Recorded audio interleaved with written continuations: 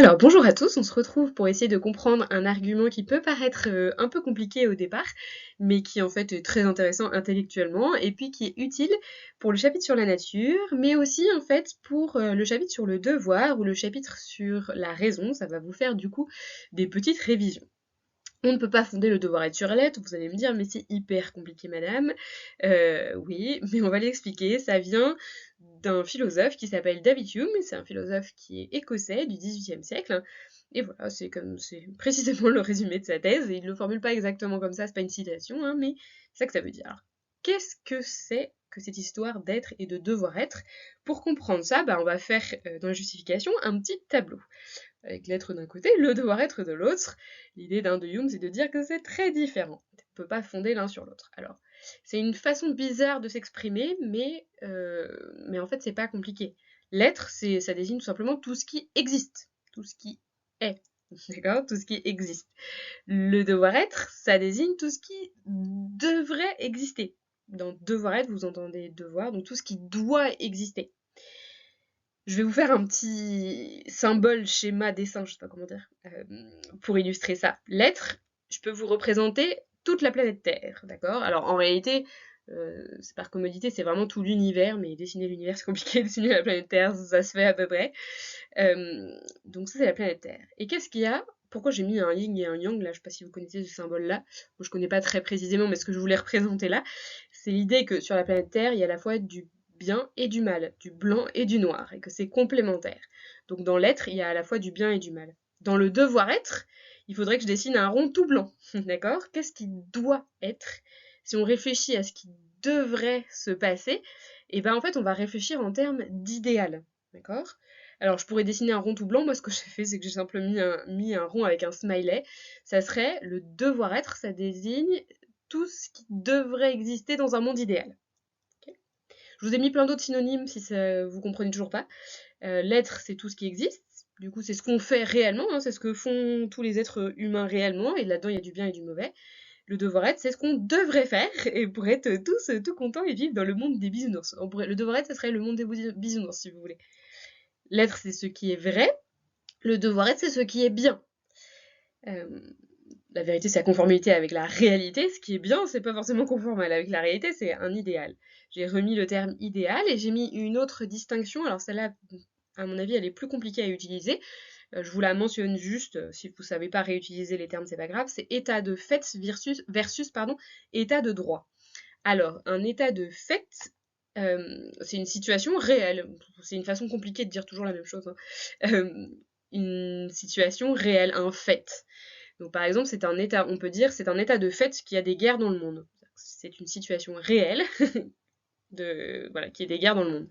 Un état de droit, c'est quelque chose de fictif, c'est imaginaire, c'est le monde des bisounours. Un état de droit, c'est une situation dans laquelle les droits de chacun sont respectés. C'est pas le cas. Voilà. Mais donc c'est un idéal. Je précise bien, c'est état avec un petit e à chaque fois, hein, c'est-à-dire une situation, et pas l'état avec un grand e, à savoir l'état français, d'accord?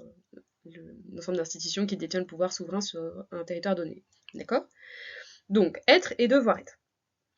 Je pense que la formulation est bizarre, mais en soi, c'est pas compliqué. Ensuite, la question qu'on va se poser, c'est comment on va savoir ce qui est et comment on va savoir ce qui doit être. Donc comment connaître ce qui existe, sur quoi se fonde-t-on, et comment déterminer ce qui devrait exister, sur quoi se fonde-t-on. Okay. Alors, pour la connaissance de l'être, de tout ce qui existe, en fait on a déjà répondu à cette question, ça fait des petites révisions. Comment on fait pour connaître ce qui existe? On a deux fondements, on a l'expérience et la raison. C'est le chapitre sur la connaissance, voilà, la certitude.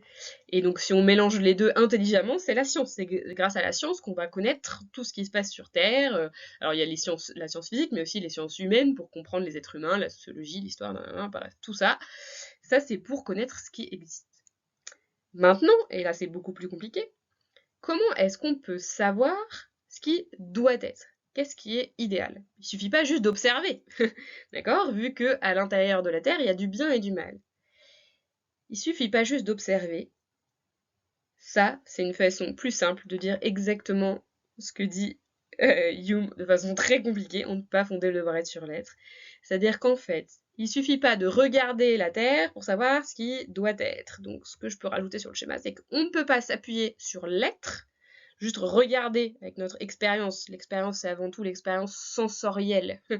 Donc regarder avec nos yeux, nous écouter avec nos oreilles tout ce qui se passe dans le monde pour savoir ce qui doit être. C'est pas comme ça qu'on fait, en fait.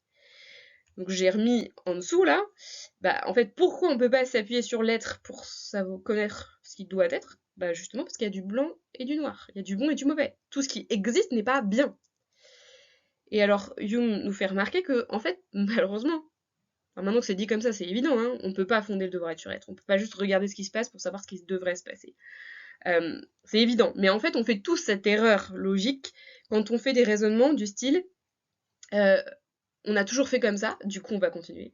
Ou genre moi j'ai toujours fait comme ça, du coup je vais continuer à faire comme ça. Ou c'est ce que la majorité des gens font, donc je vais le faire. En fait quand on fait des raisonnements comme ça, en fait on s'appuie sur ce qui se passe, et ce qui se passe souvent, comme si genre c'est parce que c'est souvent que c'est bien. Bah non. Non, c'est pas parce qu'il y a plein de gens sur Terre qui font ça que c'est vraiment bien. Parce que sinon, moi, il y a plein de gens qui font des trucs horribles, en fait. Hein. Pendant des siècles, il y a eu de l'esclavage, etc. Enfin, voilà.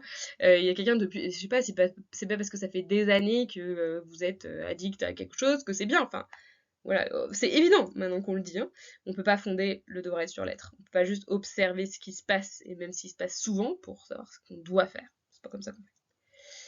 Alors du coup, si on peut pas se fonder sur l'être, sur quoi on se fonde? Là, de nouveau des révisions, mais des révisions du chapitre sur le devoir.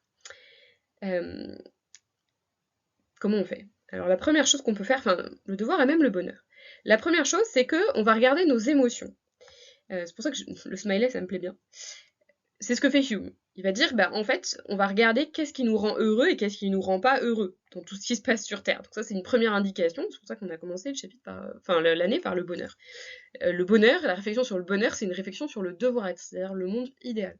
Okay, donc on va se fonder sur nos émotions. Hume appelle ça les passions, mais voilà. Le truc, c'est que ça marche pas toujours parce que c'est le cas du sadique. Le sadique, il prend beaucoup de plaisir à torturer quelqu'un. Donc les émotions, ça ne suffit pas. Il va falloir aussi utiliser la raison. Hein, donc c'est là où Kant va essayer de nous dire, bon, en fait, ce qui te fait du bien à toi, c'est pas forcément ce qui fait du bien aux autres. Donc il va falloir que tu réfléchisses pas uniquement à partir de ton propre bonheur pour savoir ce qui doit être. En tout cas, le bonheur, ça permet de dire ce qui doit être pour nous, mais pas globalement pour la société. C'est la raison qui permet de savoir ce qui va être bien pour tout le monde. La raison, son premier principe, c'est le principe de non-contradiction. Je vais essayer de ne pas me contredire. Et du coup, en me contredisant pas, je vais pas faire aux autres ce que je voudrais pas qu'on me fasse. Plus précisément, je vais essayer d'agir de telle sorte que la maxime de mon action puisse être érigée en loi universelle de la raison. Si vous comprenez plus rien, vous retournez dans le chapitre sur le devoir, sur Kant. Donc en fait, je vais essayer de faire en sorte que ce que je fais puisse être généralisé à tous, d'accord? Qu'il n'y ait pas de contradiction quand je généralise ce que je fais aux autres, d'accord? Donc je vais essayer, la raison elle me permet, pour le dire autrement, de penser en me mettant à la place des autres, d'accord?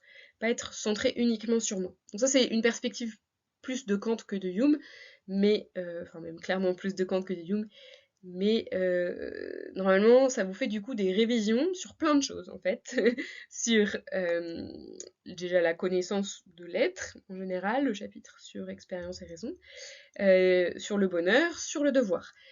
Rien que ça peut vous être utile si vous avez un sujet sur comment savoir ce qui est bien et ce qui est mal. En général, ça sera comment savoir ce qui est bien. Et en fait, c'est un argument que vous pouvez réutiliser dans une sous-partie. Pour savoir ce qui est bien, on peut pas juste s'appuyer sur l'être. Et puis peut-être une autre sous-partie, pour savoir ce qui est bien, on doit utiliser ses émotions. Et puis pour savoir ce qui est bien, il faut aussi utiliser sa raison. Voilà. Vous avez comme ça ça vous redonne des arguments sur des chapitres précédents. Maintenant, on va essayer d'appliquer ça à la question de la nature. Et là, ça devient clairement plus compliqué.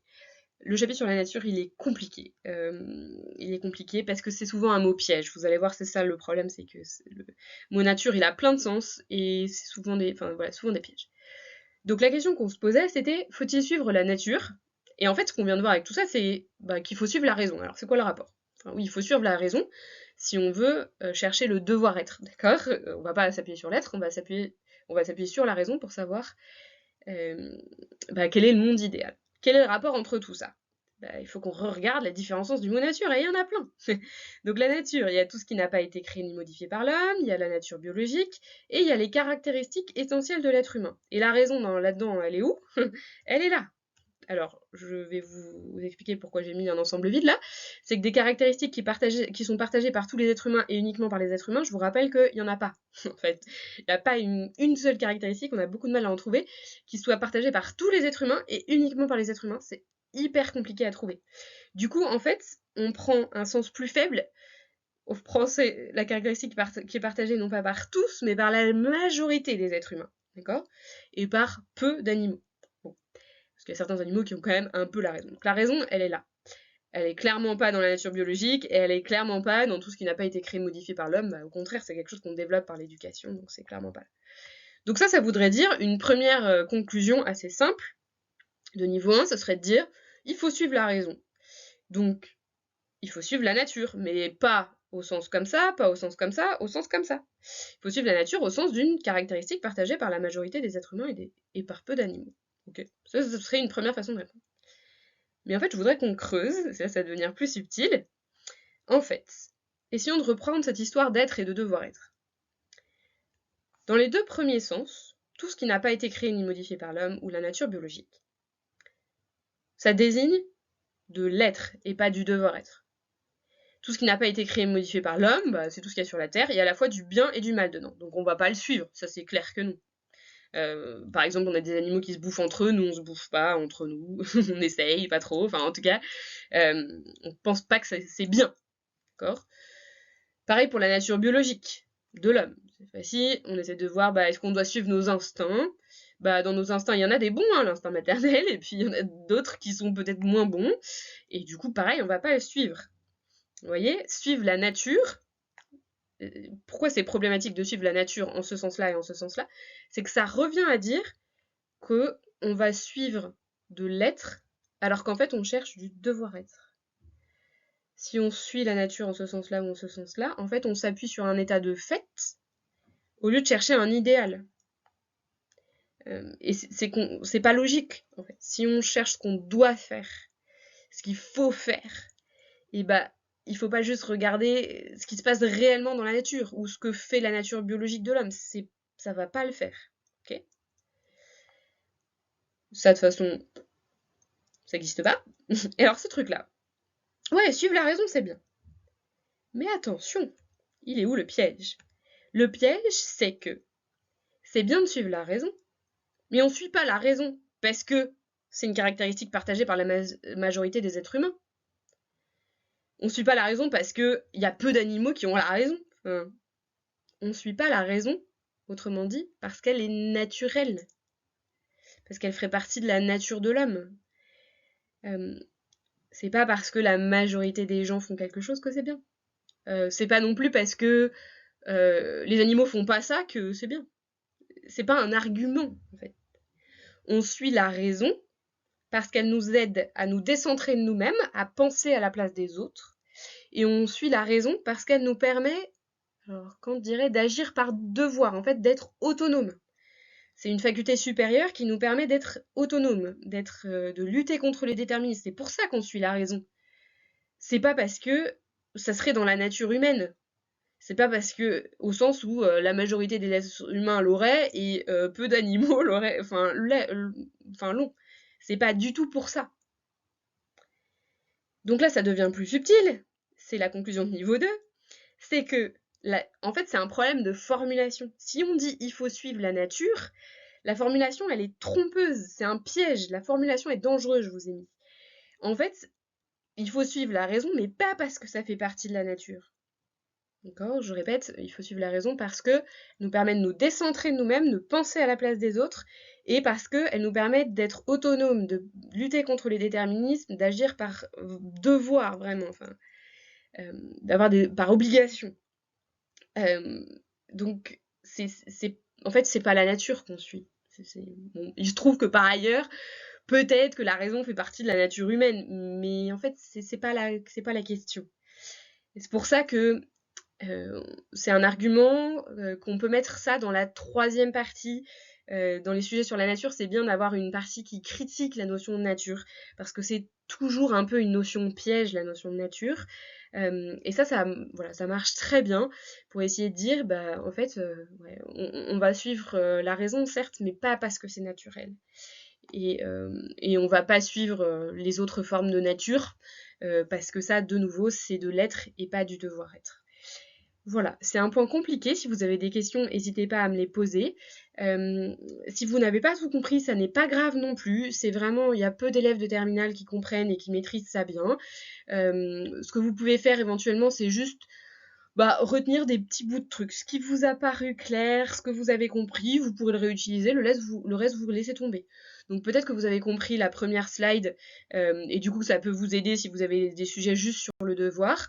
La deuxième slide sur la nature, si vous n'avez pas tout compris, c'est pas grave, peut-être que vous allez juste rester au niveau 1, et puis éventuellement vous allez peut-être comprendre un peu le niveau 2, et puis voilà. Si vous comprenez pas tout, c'est pas grave, vous prenez ce que vous comprenez. Au revoir et bon courage!